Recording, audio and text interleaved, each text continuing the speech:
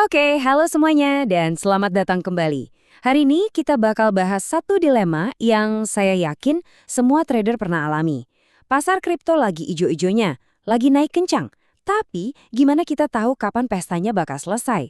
Kapan tren bullish yang cakep ini bakal tiba-tiba berbalik arah jadi bearish? Nah, ini pertanyaan penting banget dan kita akan coba bedah jawabannya sama-sama. Oke, jadi begini rencana kita. Pertama, kita akan mulai dengan pertanyaan utamanya, bull atau bear. Terus, kita akan identifikasi dua level harga yang paling penting buat dipantau sekarang. Setelah itu, kita masuk ke 3 sinyal penurunan yang jelas, belajar bedain mana break yang beneran dan mana yang cuma jebakan, dan terakhir, kita tutup dengan sinyal konfirmasi final. Gimana? Udah siap? Yuk, kita mulai. Nah, ini dia nih inti masalahnya. Pas semuanya lagi kelihatan ijo, portofolio lagi bagus-bagusnya, justru di situ muncul rasa cemas. Kapan ya gue harus keluar? Kalau jual kecepatan, takutnya ketinggalan untung lebih besar. Tapi kalau kelamaan, wah bisa-bisa keuntungan yang udah ada malah ludes. Serba salah kan?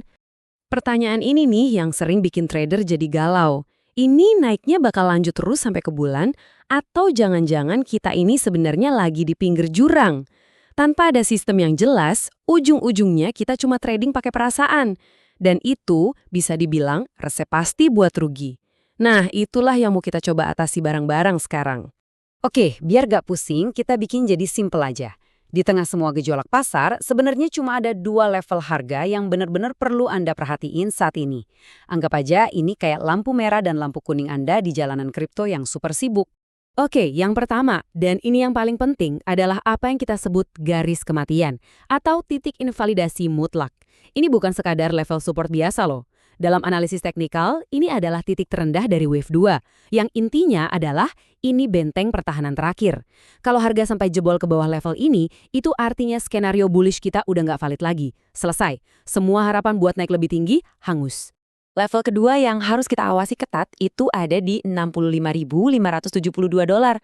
Anggap aja level ini kayak lantai dari tren naik kita sekarang. Kalau harga sampai tembus dan bertahan di bawahnya, itu ibarat lantai di bawah kaki kita mulai retak. Bukan berarti gedungnya bakal langsung runtuh saat itu juga. Tapi, ini udah jadi sinyal peringatan yang sangat jelas bahwa ada sesuatu yang nggak beres. Oke, sekarang kita udah tahu dua level kunci kita. Terus gimana cara pakainya buat mengambil keputusan? Nah, disinilah kerangka sederhana tapi powerful ini berguna banget. Ini yang akan mengubah analisis jadi sebuah tindakan yang jelas. Nah, tabel ini ngejelasin semuanya dengan gamblang. Gini cara bacanya. Selama harga masih anteng di atas 65572, kita masih dalam mode bullish. Artinya, tahan aja posisi Anda atau mungkin malah beli lagi pas harga turun. Tapi, kalau harga mulai jebol ke bawah level itu, alarm pertama bunyi. Waktunya kita jadi netral, mungkin mulai kurangi posisi dan pasang mata baik-baik. Dan, kalau si garis kematian itu sampai ditembus, itu bukan alarm lagi. Itu udah perintah buat keluar semua. Tren bullish sudah resmi berakhir.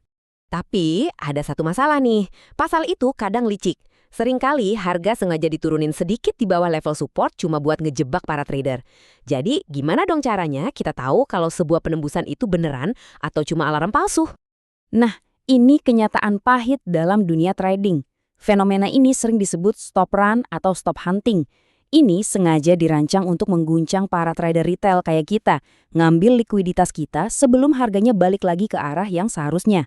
Bisa mengenali jebakan ini adalah kunci supaya kita nggak jadi korban. Jadi kuncinya ada di mana? Ada di penutupan candle 4 jam. Perhatiin baik-baik. Kalau candlenya ditutup dengan badan yang tebal, solid, dikali bawah level support kita, nah itu kemungkinan besar break asli. Bahaya beneran. Tapi, kalau harga cuma turun sebentar terus ditarik lagi ke atas sebelum candlenya ditutup, dan cuma ninggalin ekor atau bayangan panjang di bawah, itu kemungkinan besar cuma break palsu. Tren bullish kemungkinan besar masih aman. Perbedaan antara keduanya, wah krusial banget. Oke, yuk sekarang kita rangkum semuanya jadi sebuah checklist akhir yang simpel. Anggap aja ini contekan yang bisa Anda pakai setiap hari buat navigasi pergerakan pasar.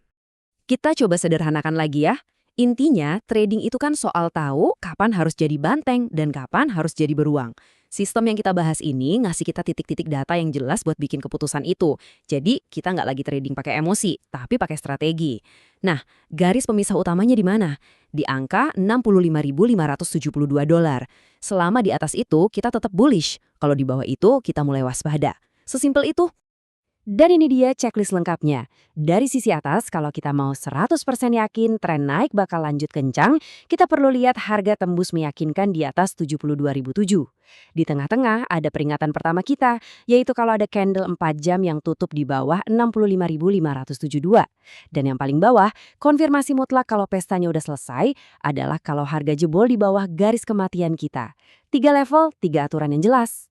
Dengan punya aturan yang jelas kapan harus keluar, Anda sebenarnya udah memenangkan setengah dari pertarungan melawan emosi dalam trading. Tapi, ini juga memunculkan pertanyaan penting berikutnya. Tahu kapan harus keluar itu satu hal, tapi gimana caranya memaksimalkan keuntungan pas pasar lagi berpihak sama kita? Nah, itu topik buat lain waktu. Terima kasih sudah menyimak.